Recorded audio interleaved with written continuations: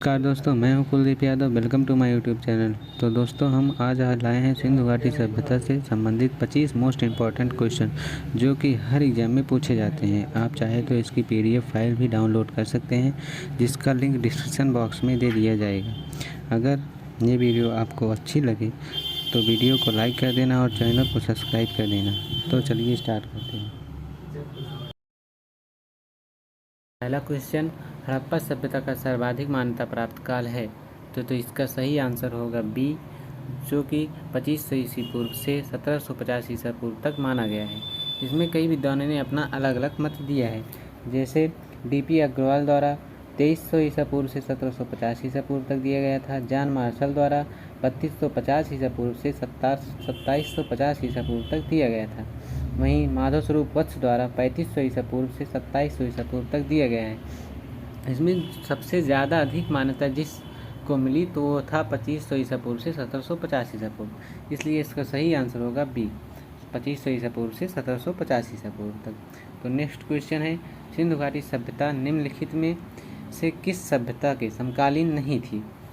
तो इसका सही आंसर होगा ग्रीक की सभ्यता, क्योंकि उस समय मिस्र की सभ्यता थी मौजूद थी, मेसोपोटामिया की सभ्यता भी मौजूद थी, चीन की सभ्यता भी मौजूद थी, लेकिन जो मिस्र की सभ्यता, ग्रीक की सभ्यता है वो मौजूद नहीं थी। तो नेक्स्ट क्वेश्चन पर चलते हैं, सिंधु घाटी की सभ्यता कहाँ तक विस्तृत थी। इसका सही आंसर होगा डी, क्योंकि सिंधु घाटी सभ्यता पंजाब, राजस्थान, गुजरात, उत्तर प्रदेश, हरियाणा, सिंध और बलूचिस्तान तक प्रचलित थी। इसका सबसे उत्तरी भाग जो है वो जम्मू कश्मीर में स्थित है, मांडा में, जो चिनाब नदी के किनारे था। और सबसे दक्षिणी भाग गोदावरी नदी के किनारे दैमाबाद में स्थित है, जो महाराष्ट्र में है। और वहीं सबसे पूर्वी भाग हिंडन नदी के किनारे आलमगीरपुर, जो उत्तर प्रदेश में है। वहीं सबसे पश्चिमी भाग बलूचिस्तान सुतकांगेटोर में स्थित है, जो दास्क नदी के किनारे स्थित है। इसलिए इसका सही आंसर डी होगा। अब चलते हैं नेक्स्ट क्वेश्चन की ओर, सिंधु घाटी स्थल कालीबंगन किस प्रदेश में है।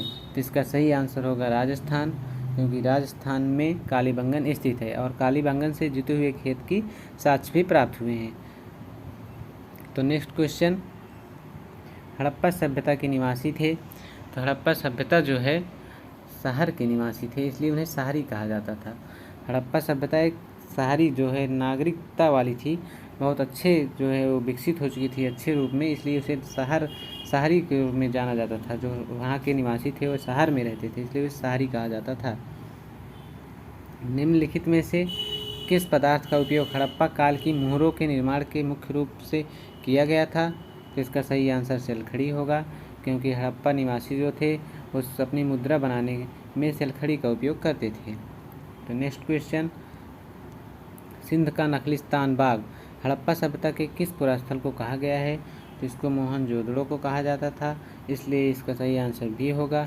मोहनजोदड़ो को मृतकों का टीला भी कहा जाता है और यहाँ पर विशाल स्नानागार की प्राप्ति भी हुई है, साक्ष्य भी मिले हैं। तो नेक्स्ट क्वेश्चन, हड़प्पा सभ्यता के संपूर्ण क्षेत्र का आकार किस प्रकार है। तो इसका सही आंसर त्रिभुजाकार होगा, क्योंकि हड़प्पा सभ्यता का संपूर्ण क्षेत्र का जो आकार था वो त्रिभुजाकार था, इसलिए इसका सही आंसर सी है। चलते हैं नेक्स्ट क्वेश्चन की ओर। तो हड़प्पा जो है यहाँ जो थोड़ा मिस्टेक हो गया है, हड़प्पा के लोगों की सामाजिक पद्धति थी, हड़प्पा संस्कृति के लोगों की सामाजिक पद्धति थी। तो हड़प्पा लोगों की सामाजिक पद्धति जो थी वो उचित समतावादी थी, इसे भी याद रखना। हड़प्पा लोगों की सामाजिक पद्धति उचित समतावादी थी। अब चलते हैं नेक्स्ट क्वेश्चन की ओर।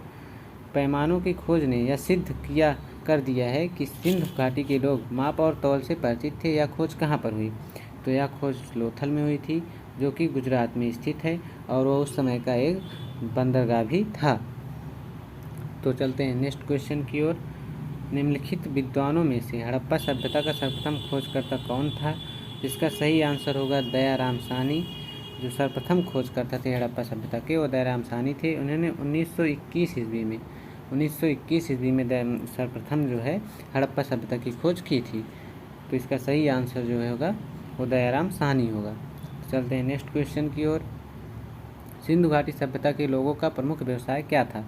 तो सिंधु घाटी सभ्यता के लोगों का प्रमुख व्यवसाय व्यापार था और मुख्य रूप से व्यापार पर निर्भर थे। तो इसका सही आंसर व्यापार है। अब चलते हैं नेक्स्ट क्वेश्चन की ओर। हड़प्पा सभ्यता की खोज किस वर्ष हुई? तो हड़प्पा सभ्यता की खोज अभी मैंने बताया कि 1921 ईस्वी में हुई थी और दयाराम साहनी द्वारा की गई थी। और सर्वप्रथम दयाराम साहनी ने 1921 ईस्वी में हड़प्पा सभ्यता की खोज की थी। तो चलते हैं नेक्स्ट क्वेश्चन की ओर। सिंधु सभ्यता की मुद्रा में किस देवता के समतुल्य चित्रांकन मिलता है? पूरा क्वेश्चन आप देख लीजिए। तो इसका सही आंसर होगा आदिशिव। आदिशिव जो सिंधु सभ्यता की मुद्रा थी उसमें जिस देवता के समतुल्य माना गया है तो आदिशिव के समतुल्य माना गया है। तो चलते हैं नेक्स्ट क्वेश्चन की ओर। सिंधु घाटी सभ्यता जानी जाती है। तो सिंधु घाटी सभ्यता जो है अपने नगर नियोजन की वजह से जानी जाती थी, क्योंकि उन्होंने अपने नगर नियोजन के लिए जो है ग्रिड पद्धति अपनाई थी और वो बहुत ही अच्छी तरह से अपने नगरों को नियोजित करते थे। बहुत ही अच्छे नियम कानून बनाए गए थे जिसकी वजह से वो सभ्यता जानी जाती थी। इसका सही आंसर होगी अपने नगर नियोजन के लिए। तो नेक्स्ट क्वेश्चन। हड़प्पा में एक उन्नत जल प्रबंधन प्रणाली का पता चलता है।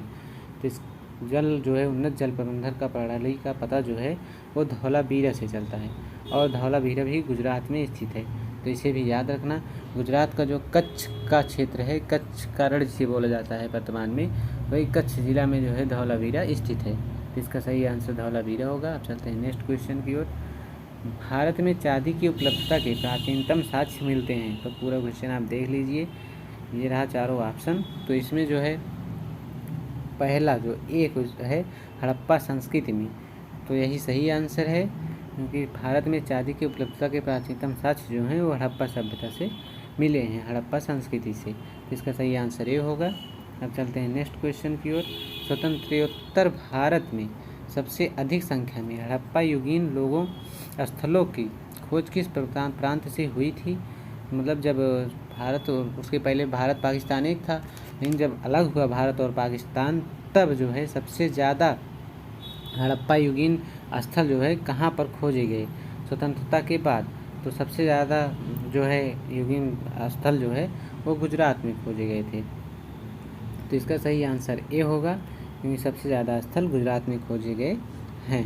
अब चलते हैं नेक्स्ट क्वेश्चन की ओर। कपास का उत्पादन सर्वप्रथम किस क्षेत्र में हुआ, जिसे ग्रीक या यूनान के लोगों ने किस नाम से जाना? तो जो है इसका सही आंसर होगा सिंडन, क्योंकि ग्रीक या यूनान के लोगों ने इसे सिंडन नाम से पुकारते थे। तो यही इसका सही आंसर होगा। चलते हैं नेक्स्ट क्वेश्चन की ओर। निम्नलिखित पशुओं में से किस एक का हड़प्पा सभ्यता में पाई मोहरों और टेराकोटा कलाकृतियों में निरूपण अंकन नहीं हुआ है? इसका सही आंसर होगा ए, जो कि शेर है। शेर का अंकन जो है टेराकोटा या मोहरों जो हड़प्पा सभ्यता में मोहरें प्राप्त हुई हैं उसमें शेर का अंकन नहीं किया गया है। तो इसका सही आंसर ए होगा। अब चलते हैं नेक्स्ट क्वेश्चन की ओर। मोहनजोदड़ो से प्राप्त पशुपति शिव या आदि शिव जिसे बोला जाता है कि मुहर में किन किन जानवरों का अंकन प्राप्त हुआ है? तो इसका सही आंसर डी होगा, इनमें से सभी, क्योंकि जो है इसमें 5 जानवरों का अंकन हुआ था, जो कि बाघ और हाथी, गैंडा एवं भैंसा और हिरण थे। तो ये 5 जानवरों का अंकन जो है मोहनजोदड़ो से प्राप्त पशुपति शिव की मुहर पर अंकित है। तो इसका सही आंसर इनमें से सभी होगा, क्योंकि 5 जानवरों का अंकन हुआ था मुहर पर। तो चलते हैं नेक्स्ट क्वेश्चन की ओर। किस पशु के अवशेष सिंधु घाटी सभ्यता से प्राप्त नहीं हुए हैं? तो इसका आंसर होगा शेर, क्योंकि शेर का अंकन जो है सिंधु घाटी जो सभ्यता है उसे जो है शेर का अवशेष नहीं प्राप्त हुआ है। चलते हैं नेक्स्ट क्वेश्चन। हड़प्पा कालीन स्थलों में अभी तक किस धातु की प्राप्ति नहीं हुई है? तो हड़प्पा कालीन स्थलों में अभी तक लोहे की प्राप्ति नहीं हुई थी। तो इसका आंसर बी होगा, क्योंकि लोहा जो है हड़प्पावासी जो थे वो लोहे से अपरिचित थे, लोहे के बारे में नहीं जानते थे। तो नेक्स्ट क्वेश्चन। चन्नूधड़ों के उत्खनन का निर्देशन किया था। मतलब चन्नूधड़ो जो सबसे पश्चिमी स्थल है सूतकांगेडोर, तो चन्नूधड़ो जो है इसका उत्खनन का निर्देशन कौन किया था? तो इसका J.H. मैके ने किया था। J.H. मैके द्वारा इसका उत्खनन का निर्देशन किया गया था। अब नेक्स्ट क्वेश्चन की ओर।